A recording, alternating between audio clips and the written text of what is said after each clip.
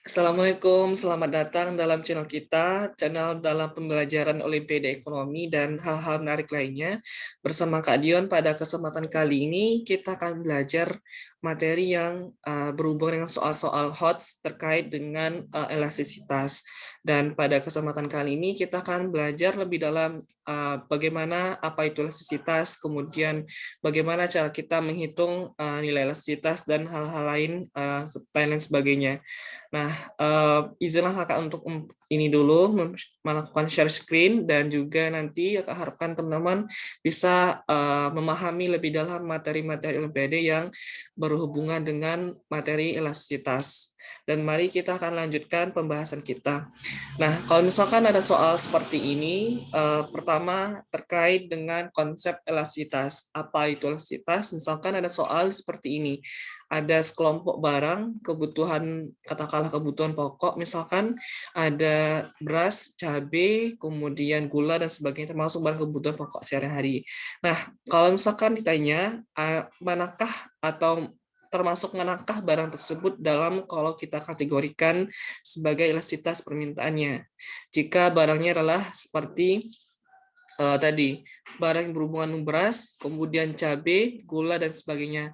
Nah, di sini ditanya ada namanya inelastis, elastis, unitary, elastis sempurna maupun juga inelastis sempurna seperti itu. Nah, ini nanti kita bisa klasifikasikan dan kita jabarkan nanti masing-masing jenisnya. Dan kalau misalkan barang tersebut, maka jawabannya adalah A. Kalau barang-barang kebutuhan pokok, misalkan beras, kemudian tadi gula, cabai, dan sebagainya, termasuk barang-barang jenis elastisitas yang permintaannya adalah inelastis. Nah, apa itu permintaan inelastis? Permintaan inelastis merupakan ketika harga suatu barang mengalami kenaikan besar. Misalkan, katakanlah, tidak hanya kenaikan besar ya, terjadi ketika kalau misalkan permintaan elastis itu fokusnya adalah pengurangan permintaannya itu berkurang atau berubah sedikit ketika meskipun harganya berubah drastis. Nah, nanti kita jelaskan. Misalkan contohnya adalah beras. Kalau beras, berapapun naik harga beras, misalkan 10.000 per kilogram jadi 15.000 per kilogram, tetap orang makan nasi gitu ya. Tetap orang makan membutuhkan beras karena itu kebutuhan pokok. Nah, meskipun harga beras naik drastis, tetapi orang-orang tetap membelinya.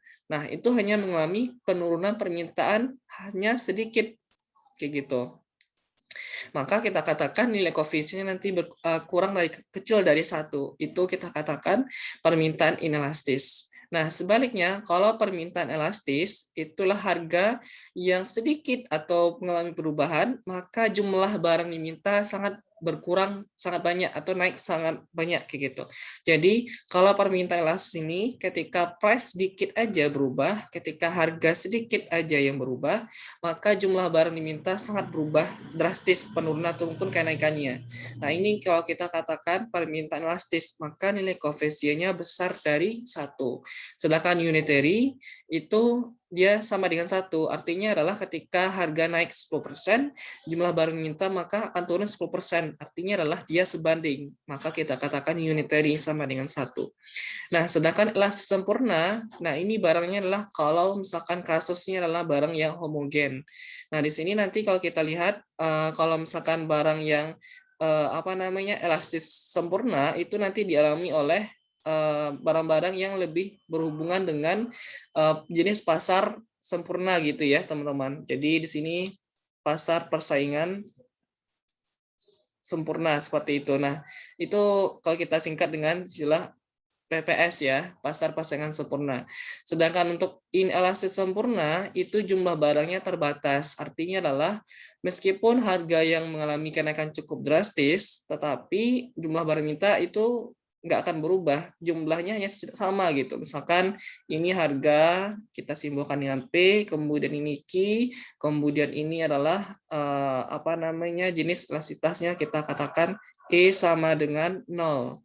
Nah, katakanlah ini jumlahnya tetap ya, karena tanah misalkan contohnya itu kan jumlahnya terbatas misalkan. Nah, ini kalau ilah sempurna ini jumlahnya sangat amat terbatas. Contohnya adalah yang kita katakan misalnya tanah, kemudian barang-barang yang tidak bisa kita tambah ya jumlah tetap, harganya terus mengalami kenaikan. Sedangkan jumlah tetap contoh ini adalah yang berhubungan dengan tanah seperti itu. Jadi ini adalah contoh barang yang berhubungan dengan inelastis sempurna seperti itu. Nah, ini kalau kita katakan barang-barang yang lebih jumlahnya sangat terbatas, kemudian kita katakan dia termasuk dari jenis permintaan inelastis sempurna seperti itu. Nah, kita lanjut ke berikutnya.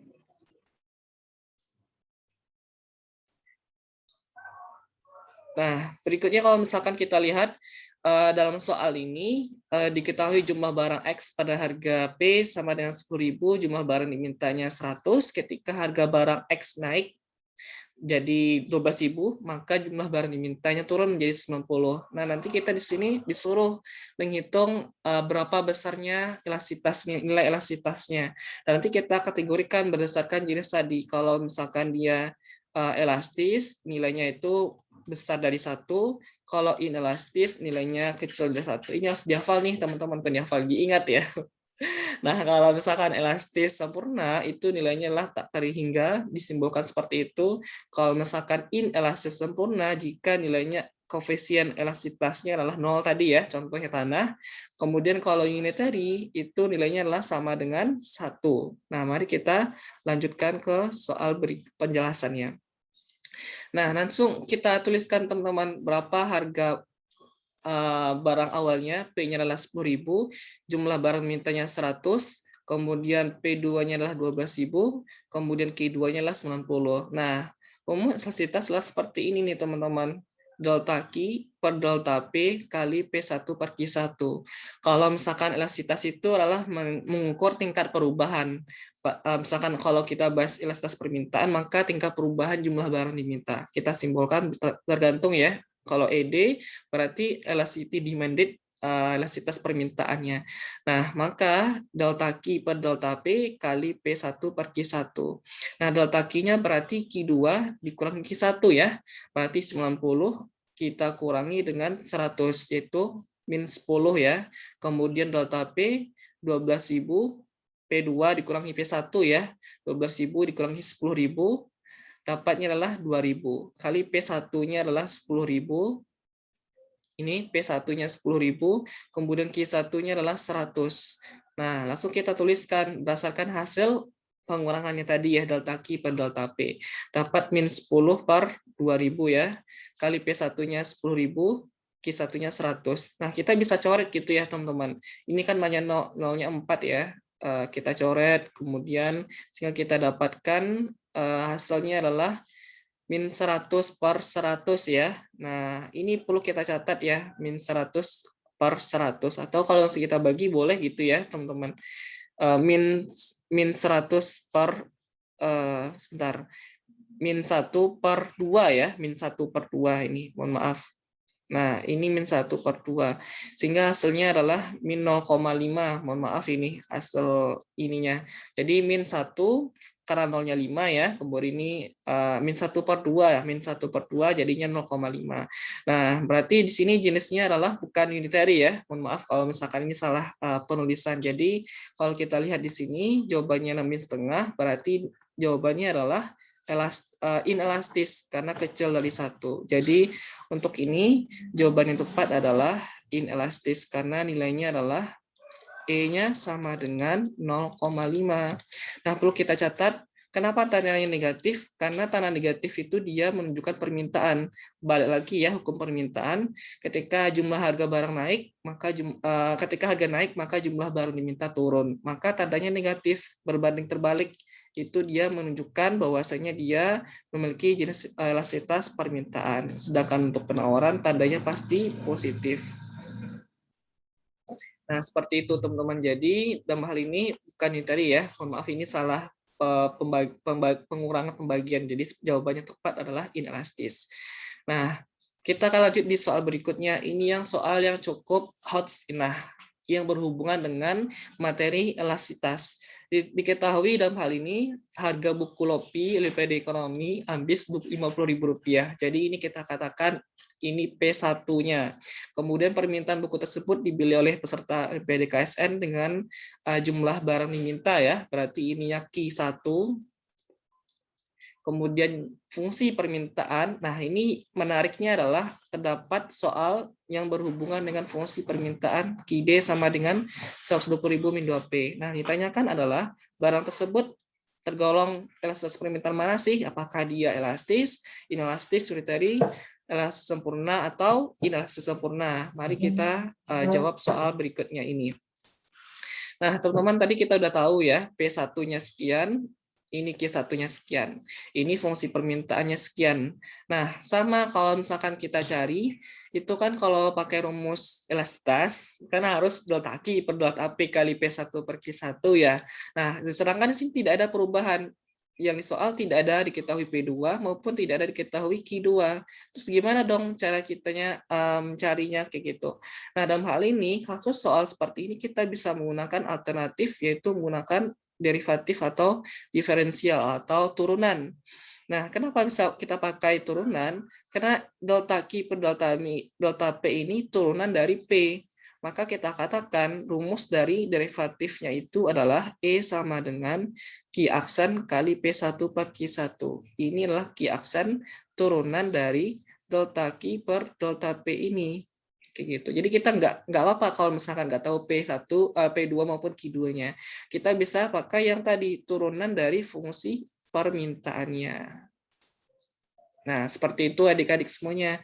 Nah, maka kalau kita turunkan Q aksen ya, di sini kita butuh turunan ya, Q D aksennya berapa? Karena di sini adalah konstanta, kalau diturunkan habis ya. Nah, di sini min 2P, ada variabel P. Sehingga kalau diturunkan terhadap Q, maka min 2 jadinya ya. Jadi P-nya habis. Nah, jadi jawabannya adalah min 2. Jadi QD-nya adalah min 2. Kemudian kalau misalkan kita cari ya, rumusnya adalah Q aksen, sudah dapat min 2 kali P1 per Q1. Nah, sehingga kita masukin aja P1-nya berapa, yaitu 50.000 ini. Ini P1-nya, sedangkan Q1-nya adalah 20.000. Sekarang kita dapatkan, ini kita coret ya, 0-nya 4, min 2 kali 5, min 10 per 2, sehingga jawabannya min 5. Nah, kita tahu kalau misalkan jika nilai elastisitasnya besar di 1, ini tanda mutlak ya, apakah dia permintaan maupun penawaran. Kalau misalkan permintaan, maka kita abaikan tanda negatifnya ini ya, karena kalau misalkan mutlak berarti 5, maka jawabannya adalah karena besar dari 1, yaitu nilainya adalah elastis. Sehingga jawabannya adalah B, kayak gitu nih teman-teman. Jadi jawabannya adalah elastis, karena ini nilai elastisitasnya adalah besar dari 1, yaitu tadi nilainya adalah 5 ya. Itu menunjukkan bahwasanya dia sangat berubah cepat ya. Ketika harga sedikit berubah, maka jumlah barang minta langsung berkurang cukup banyak kalau misalkan harganya naik. Nah, itu kalau misalkan kita bahas. Nah, terakhir ini nomor 4 ya. Nah, typo ini sepertinya. Nah, ini nomor 4. Misalkan di sini bila koefisien elastisitas pendapatan. Nah, di sini ada namanya jenis elastisitas berikutnya adalah elastisitas pendapatan. Kita simbolkan dengan elasticity income ya. Nah, elastisitas pendapatan suatu barang sebesar 1 jika nilai elastisitas income-nya adalah sama dengan 1, maka barang tersebut kita kategorikan barang apa? Misalkan barang publik atau barang kebutuhan pokok, mewah, inferior maupun homogeni misalkan. Nah, kita langsung bisa selesaikan dengan jawaban yang cukup ini lebih teoritis. Nah, barang yang kalau memiliki jenis elastisitas income besar dari 1, atau kita katakan misalkan di sini contohnya sama dengan 1. Nah, kalau kita pahami dulu ya teman-teman, kalau misalkan barang yang termasuk elastisitas income-nya sama dengan 1, itu kita sebut sebagai barang yang apa, misalnya di sini disebut sebagai barang mewah. Nah, kita bisa mencari rumusnya dulu ya sebelum kita mempelajari koefisiennya apakah sama dengan 1 atau 0 sama dengan 1 dan seterusnya. Pertama kita pahami dulu bahwasanya elastisitas income kita tulis dengan EI sama dengan delta I perubahan income kita atau pendapatan kita I2 dikurangi I1, pendapatan kita yang setelah berubah dengan yang sebelumnya, kita bagi dengan delta P, tetap kita pahami itulah perubahan dari harga ya. Nah, kemudian kita kalikan dengan, mohon maaf, delta Q ya, per delta I, perubahan jumlah barang diminta terhadap income kali I1 per Q1. Nah, nanti hasilnya apakah dia ketika income-nya itulah besar 0 sama dengan 1, itu kita sebut sebagai barang kebutuhan pokok. Kalau misalkan jika hasilnya adalah berkisar 0 sampai dengan 1 barang kebutuhan pokok. Nah, jika hasil E-nya adalah kecil dari 1, itu kita sebut sebagai barang inferior. Apa itu barang inferior nanti kita akan jelaskan. Dan terakhir, jika nilai E-nya besar dari 1, maka kita sebut sebagai barang superior. Nama lainnya adalah itu barang kebutuhan mewah. Kayak gitu adik-adik. Nah, oke, mohon maaf. Nah, itu barang kebutuhan mewah. Jadi yang di sini untuk barang publik nggak ada. Kemudian untuk barang homogen juga nggak ada. Jadi jawabannya hanya berkisar 3 ini. Kebutuhan pokok, mewah atau superior maupun juga inferior. Kayak gitu. Nah, langsung kita tuliskan ya. Kita jabarkan masing-masing teorinya. Nah, barang mewah itu apa? Barang mewah itu ketika barang tersebut memiliki nilai elastisitasnya lebih besar dari 1. Kita katakan EI-nya besar dari 1. Artinya semakin tinggi tingkat pendapatan yang diperoleh oleh konsumen, maka semakin besar jumlah barang diminta oleh si konsumen. Contohnya adalah permintaan emas. Semakin tinggi harga emas, maka orang berbondong-bondong berinvestasi beli emas karena dia tahu ke depannya emas akan lebih mahal lagi. Maka dari sekarang berusaha orang beli emas untuk diperkirakan di masa depan meningkat lagi, bisa dijual gitu ya. Nah, itu kita katakan barang superior ketika nilainya lah besar dari 1 ya. Nah, kemudian kalau barang kebutuhan pokok itu ketika nilai koefisien elastisitas pendapatan income elasticity-nya lah berkisar dari 0 hingga 1. Contohnya tadi kita bahas ya, beras, kemudian gandum, dan hal-hal lain sebagainya. Nah, ini yang lawan dari elastisitas barang superior, yaitu barang inferior. Artinya adalah barang yang memiliki mutu yang rendah. Artinya lah lawan dari barang mewah itu sendiri. Kalau misalkan barang superior besar dari 1, sedangkan inferior itu adalah barang yang di bawah dari 0, kecil dari 0 ya, bukan dari kecil 1, mohon maaf, dari kecil dari 0.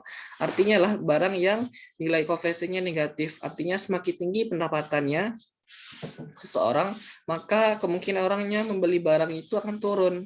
Jadi misalkan semakin kaya kita, maka kemungkinan kita beli barang-barang yang mutunya rendah akan semakin rendah, semakin sedikit. Contohnya motor bekas. Semakin kaya, semakin bertambah pendapatan seorang, maka kemungkinan orang-orang membeli barang-barang yang mutunya rendah, seperti motor bekas dan hal lainnya, itu akan semakin rendah. Otomatis orang membeli barang yang mutunya lebih bagus ya, harganya lebih mahal ketika pendapatannya semakin bertambah dari sebelumnya. Nah, jadi untuk barang inferior itu barang kecil dari 0 ya, mohon maaf. Untuk kalau misalkan barang superior besar dari 1, sedangkan barang kebutuhan pokok itu 0 sampai dengan 1, seperti itu. Nah, mungkin itu yang dapat Kak sampaikan. Semoga bermanfaat dalam pembelajaran kita, dan semoga dari sini dapat memahami lebih dalam materi-materi maupun juga soal-soal yang berhubungan dengan Olimpiade ya, khususnya berkaitan dengan soal hot terkait dengan elastisitas. Demikian yang dapat saya sampaikan. Semoga bermanfaat. Sampai jumpa di lain kesempatan. Assalamualaikum warahmatullahi wabarakatuh.